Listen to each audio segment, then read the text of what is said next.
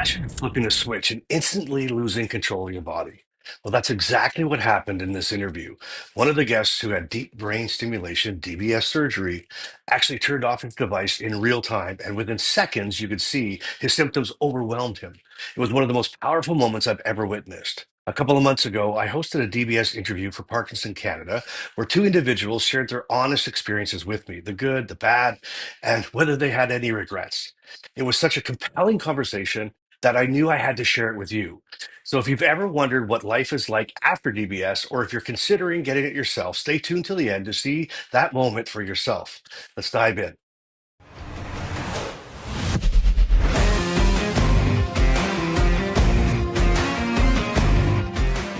For the introduction, and I'm thrilled to be moderating today's first panel on the deep brain stimulation. So, joined by Adele and Gary. And so, let's dive right into the discussion and get right into it. So, let's start, Adele, let's start with you. So, can you share a little bit about the assessment process and what you had to go through in order to get this thing started? Okay, let me say that I was very anxious about the assessment process because of my age. I was 77 at the time, and it's really the upper limit of what they'll consider for DBS. The purpose is to assess, obviously, the suitability, but for example, they want to assess our response to levodopa, whether we are cognitively impaired, etc. So the first step is to just have a meeting with the powers that be, just to get a little bit of information about us now and the steps that we've taken. They already have our information. So the first thing is the neuropsychological testing. That goes on for 5 hours. It's very Hmm. grueling. I was so nervous that they turned me Hmm. down because I didn't do well enough, or I didn't answer the questions intelligently enough. But I did, in fact, I was approved. So that was a tremendous relief. Then after that was the psychiatric evaluation to check that, number one, my mental status, and number two, that I'm not cognitively impaired. So far, two down, one to go. Hmm. And the third one was the Leave It Open challenge. It was also a long time, but I had to arrive there without any medication. And they did an assessment on me, and then they gave me medication, the usual Parkinson's medication, and then did a test. They wanted to see that I am responsive to levodopa. The next thing is we met all. I was approved for all of those. So the next thing was that we met with the surgeon, who is a terrific guy. This is Toronto Western, and he wanted to see whether our desires are realistic. Because if they're not realistic, they won't approve us. So Oh, realistic is one thing. Um, um, what else? The time commitment. It's a huge time commitment. I Um, bet. That's and amazing. That's a lot of that's a lot of time. So you hope that you're going to pass all those we haven't tests. started. We haven't started yet. But the Oh my important thing also is he wanted us to know what the risks are, and the risks are my age is a risk factor, cognitive impairment is a risk factor, infection is a risk factor, and then of course, like any surgery, heart attack and stroke. So we had to sign a wow. paper, and by the time I walked out of that meeting, I had a date the next day.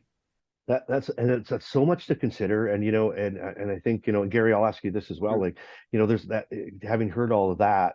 Can you share what your family like? Obviously, you went through the same process and different things, Yeah. but how did you share that with your family? What did your family think of this thought of you having this done? Well, I think right from the beginning, my first neurologist, he was the one who introduced me to this, and I started investigating it. Just to correct Donna, she mentioned I was 2017. I was actually diagnosed in 2014 and had the procedure done in 2019. But my family, they were pretty open to it. My wife, she meant, I think I recall her saying, a friend of hers asked her, why are you letting him do this when something could terribly go wrong? And, her reaction was, well, if I don't, if I say no and everything goes fine and, there's always that slight chance, but she didn't want to be the one who put that pressure to say, no, you shouldn't do this. She was open to it. We had long discussions about it. Now, my mother was a completely different story, and but I was very encouraged to get this going. I wanted it done right away because I felt like I was just becoming a garbage pail for pills, and I was up to 15 or 17 pills at that time, and I didn't see any end to it. We couldn't get on top of the tremors. I was always shaking, and so. Wow. But Wow. Well, I mean, it's important to have that, and what great support that is to have, and again, it's so, I think when you hear something like when someone says, why are you going to let them do this, or why are you going to let them do that? I think, when you think of this surgery and you think of it, it's brain surgery. So, mm-hmm. and no, so maybe Adele, like what was the procedure like? Like, and I know we have some photos, I think, as well, but Adele, like, what was it like, going through this, and were you scared? Like, really, that's a big question. That picture was taken after maybe 5 minutes after the surgery, after I had come back to my room. Well, that's a different one.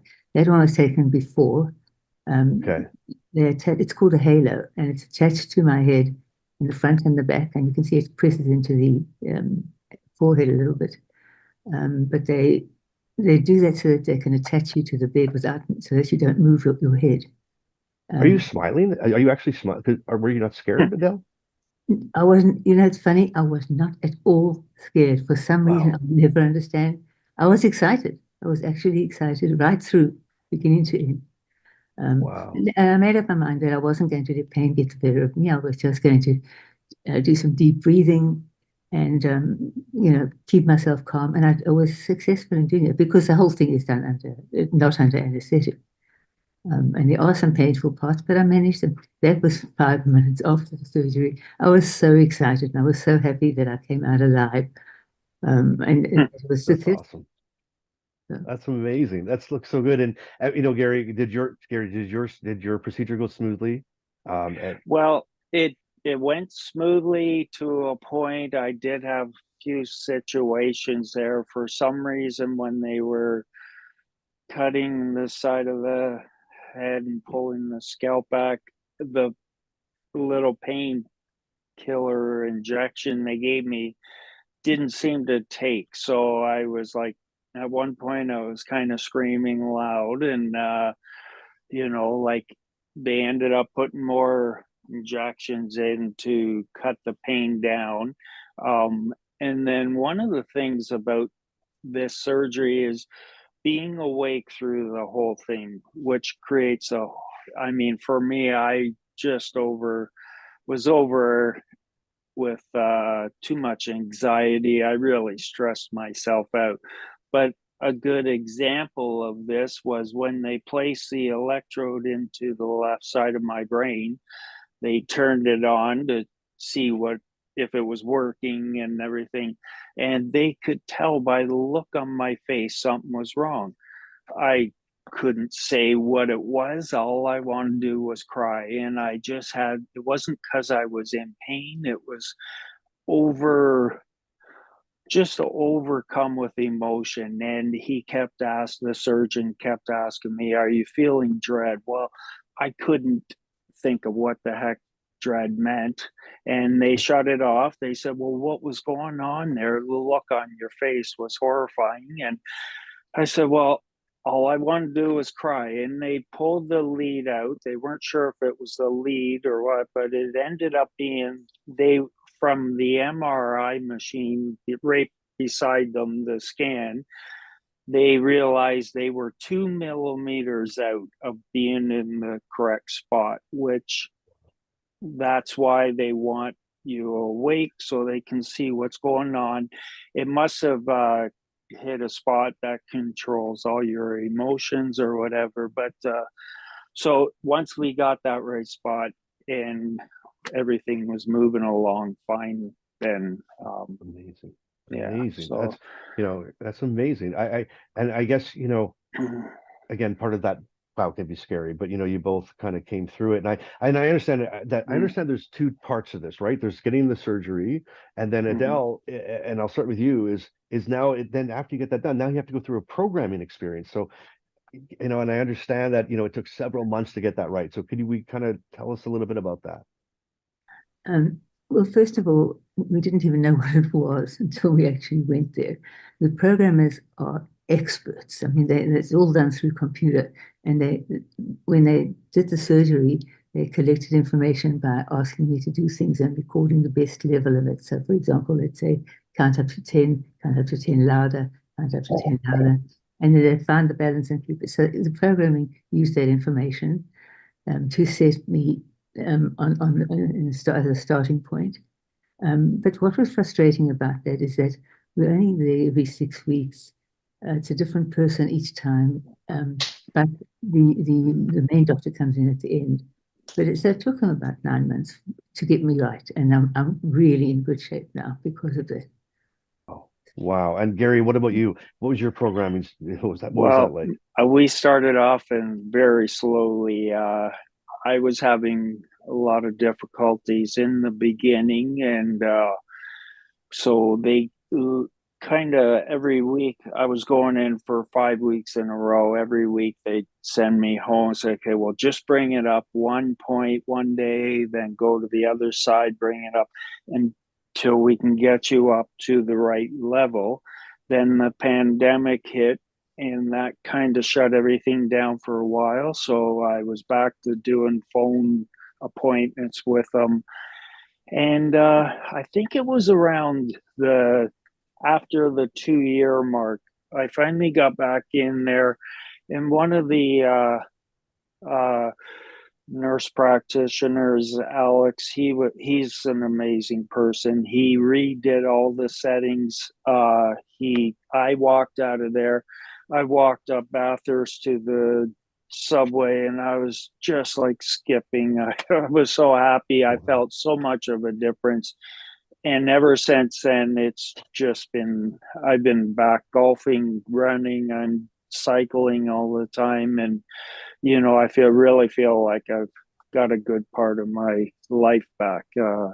So that was kind of tough start to it, but I stuck with it. I wasn't going to give up on it. I wasn't going to criticize it or anything like that. So I'm And so glad I did. you're not letting those limitations limit you. You're right. Is that kind of what I I'm hearing? keep going. I mean, I don't think I have, there's nothing, you just have to keep going, right? Like, and I Yeah, think it's so important for everybody, no matter what they're going through. It's I all agree. about the proper, having a good attitude towards things. So, Absolutely, absolutely. And yeah. Adele, like, and I read that you've had experience working with people with chronic illness and whatnot, and you both have said this is a process. This wasn't a short from the the even just getting accepted and going through that, and then the programming. It's amazing. So, did it like did working with people with chronic illness did it how did it help you prepare? Did it help you prepare, and how did it It help you did. prepare? Yeah, I want to say two things. One is, yes, it did help me prepare in that I knew I had worked there for 18 years, and I knew that people do eventually cope, no matter that they think they weren't in the beginning. And that kept me going. And I really knew that in the end I'd be okay. The other thing I wanted to just mention is advocacy. I am the queen of advocacy. Um, when I decided to pursue this, I started off writing a letter to my movement disorder specialist explaining to her exactly why I needed it. Then the next thing, and she handed it in. The next thing I had to have an MRI, and you know what the wait lists are like. So I started searching around, and I found one that would see me in 2 weeks. That all the information was submitted, and then I started calling the receptionist. Nicely, I was cooperative, I was polite, but she knew who I was, and I was done within 4 months from the day I was referred until the surgery, which was done in November of last year.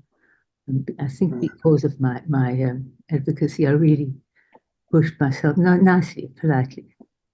But it's really important for people to advocate for themselves and not to sit back and wait. Yeah, like you took hold of it and you just make sure that's amazing. Like it's so important to advocate for ourselves in all areas with doctors and whatnot. Yeah. Amazing. Amazing. Well, you know, Gary, Mm-hmm. you've offered to demonstrate turning your DBS off. Right. And are you Yeah. still comfortable with that today? Sure. I guess we Yes. are. Okay. No, I just turning this little thing on. So I'm going to Okay. shut it off right now. Okay.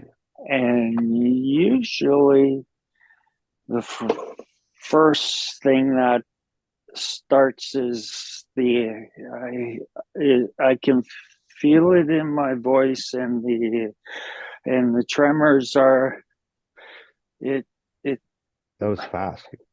Like that was it very quick, Gary. it it's so hard to talk, and so now I'm going to turn it back on, and now we're back, and Wow. it's amazing how quickly this thing works. That's wild. I did, Gary, I It's didn't like realize it'd be that quick.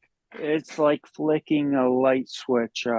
So but I know the first thing when I started turning it off is I notice it takes my speech.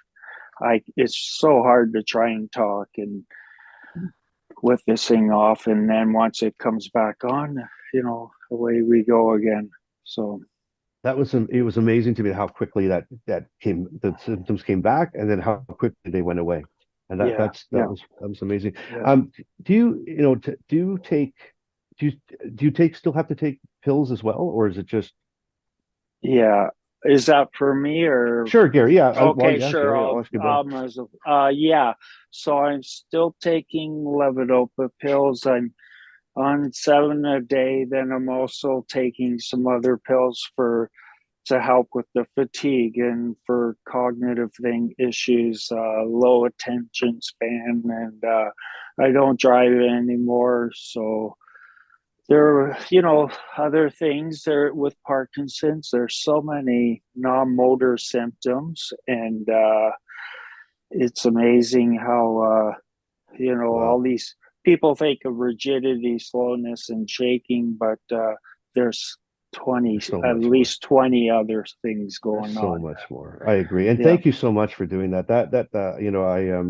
I don't know how comfortable I would have been doing it if I had done it. So thank you for that. And Adele, one thing you mentioned at the beginning, how excited you were. You were so excited. And that's resonating with me still, how excited you were to get this done. And back to what Gary and kind of what Gary said as well, is that there's so many things that he is dealing with and we all deal with this. And so to know that there's something better out there, it's exciting. So could you share maybe just with our audience, like, what would you tell somebody right now who's watching or listening to this and is considering DBS or is like thinking about it? What would you say to that person? Two things. One is when we drove home from the hospital, my husband and I were just we were ecstatic. I'd come out of the safety. I was okay. There was no heart attack. There was no stroke. It was just an amazing experience. Even now, when we look back on it, we smile. What would I tell people? I don't think we have a right to tell people to encourage people to go for this sort of thing. What I would say is, for me, it was an incredible experience from beginning to end, um, and it certainly has helped me. It's helped me a lot. No regrets. No regrets at all. Awesome. I love that. And And Gary, then what it's about you? What would you say to somebody out there? Well, for me, I do try to mentor people on whether or not they want to go through this. I make sure they understand this is not my decision for them to make, for me to make their decision. I'm not a doctor or anything. I've gone through it. They have to realize it's not going to cure your Parkinson's. It's a bigger band-aid on top of the levodopa. So, but I just try to be honest with them, tell them everything I went through, and it's not a cure though. So And no hopefully we regrets, no get regrets there. for you? None at all. I am so glad I've had this done, and it's allowed me to continue on with a lot of my life. I have to break down and sleep quite a few times, a couple of naps every day and stuff like that. But I've got no regrets. I I love just that. mentioned that I had to have the neuropsychological test again a year after it was done last time. They wanted to see whether there was any harm done from the DBS. there was none. I did well. Wow. Good. Wow. It Well, you was, know what? Thank you both. I really appreciate you sharing with us today. A You're very pleasure. inspiring, and you maybe didn't know this, but there's somebody actually was been contemplating this whole thing. So it was inspiring to me. I hope it was inspiring to everybody else. But thank you for sharing, and Donna, we'll turn it back. That was incredible. Seeing someone turn off their DBS mid-conversation and watching their symptoms take over, it really puts into perspective how life-changing this treatment can be. If you found this video insightful, let me know in the comments. Have you or someone you know considered DBS? And if you want to see more real, honest discussions like this, don't forget to like, share, and subscribe. It helps spread the awareness and support for this Parkinson's community. Thanks for watching, and I'll see you on the next one.